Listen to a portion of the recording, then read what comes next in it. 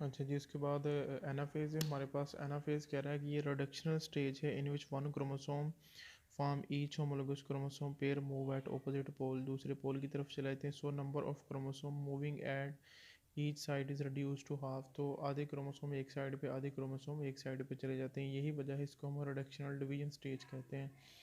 अगर यहाँ आप देखें तो एक क्रोमोसोम एक साइड पे आ गया, दूसरा क्रोमोसोम दूसरी साइड पे चला गया है। After genetic recombination chromosome move to opposite pole, तो जेनेटिक रिकम्बिनेशन यानी इसमें ये देखें कुछ करैक्टर उसके लेके आ गया है, ये कुछ करैक्टर उसके लेके आ रहा है। ये रिकम्बिनेशन के बाद दोनों एक दूसरे से अलग हो गए हैं।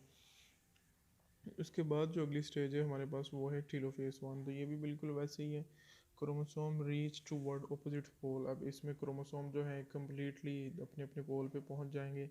Nuclei and nuclear membrane reappear, ये दोनों चीज़ें गायब हो गई थी किसी स्टेज पे पीछे, ये फिर दोबारा आना शुरू हो जाती हैं, बिल्कुल सारा माइटोसिस की तरह ही है। दिस अलाउ, तो ये क्या अलाउ करेगा, the diploid cell to divide into two haploid cells, तो जो एक डिप्लॉइड सेल था उसको हप्लाइड सेल में तब्दील कर दिया, यानी 2n था ना उसको 1n कर दिया है।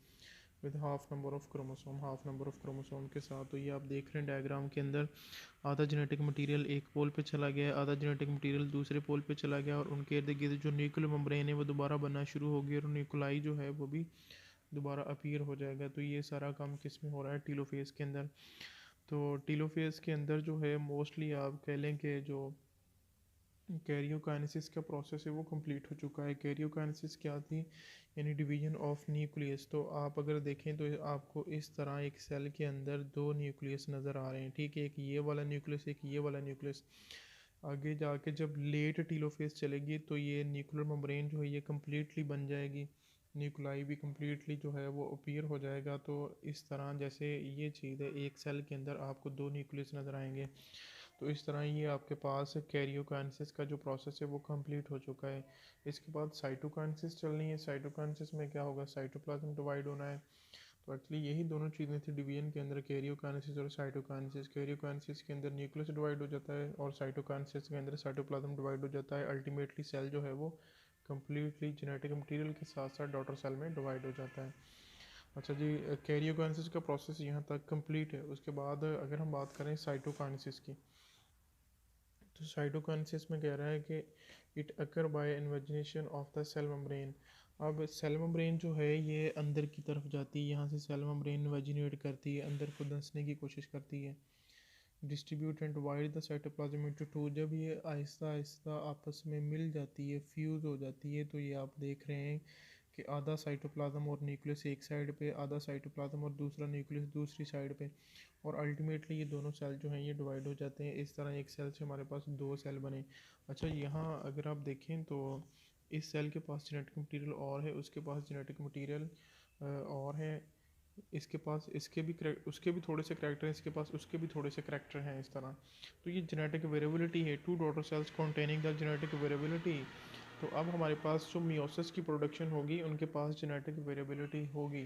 तो ये माइटोसिस में ये नहीं मिलता हमें। माइटोसिस के अंदर जस्ट सेम लाइक जिस तरह का जेनेटिक मटीरियल पेरेंटल सेल का होता है उसी तरह का डॉटर सेल्स के अंदर आता है। तो यही वजह है कि नेचर ने हायर एनिमल्स के अंदर जो है वो सेक्सुअली प्रोडक्शन मियोसिस रखी हुई है।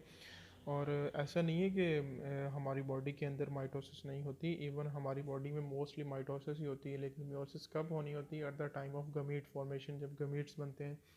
तो गमीट्स बनने के बाद आगे जो तब्दीलियों का सिलसिला चल पड़ता है वो सारी फिर माइटोसिस ही होती है बॉडी में, टिल डेथ तक माइटोसिस ही होती रहती है बॉडी में। तो ये बात है बिल्कुल आपने याद रखनी है कि मियोसिस कब होगी, जब गमीट्स बनने, स्पर्म और एग ने मिलना है, एग की फर्टिलाइजेशन हो जाती है, एग की फर्टिलाइजेशन के बाद जो है वो तब्दीलियों का सिलसिला चल पड़ता है, ब्लास्टोला, अमरोला, गैस्ट्रोलेशन, न्यूरोलेशन एक्स्ट्रा जो भी है सारा। सेल की डिवीजन, सेल डिवाइड होते हैं, डिवाइड होते हैं, तो वो माइटोसिस हो रही होती है, सेल जो है वो अपने नंबर बढ़ा रहे होते हैं। आगे टॉपिक आएगा cancer, out growth of cells हम पढ़ेंगे, वो भी माइटोसिस ही हम होती है हमारी बॉडी में। तो ये जो माइटोसिस होती है ये जिस तरह हमारी बॉडी के लिए सेल को डिवाइड करती है, इसके फ़ायदे हैं, इसके नुकसानात भी हैं। तो ये भी आने वाले लेक्चर्स में देखेंगे इसका क्या फ़ायदा है, क्या नुकसान है। तो ये मियोसिस जो है ये कंप्लीट हो चुकी है। ये इम्पोर्टेंट क्वेश्चन है, यहाँ से शॉर्ट क्वेश्चन बन जाता है, ऑब्जेक्टिव आ जाती है। इसको आपने अच्छे से याद करना है, स्पेशली इसके डायग्राम्स जो हैं, डायग्राम्स के ऊपर अच्छे से आपकी ग्रिप हो। थैंक यू, अल्लाह हाफिज़।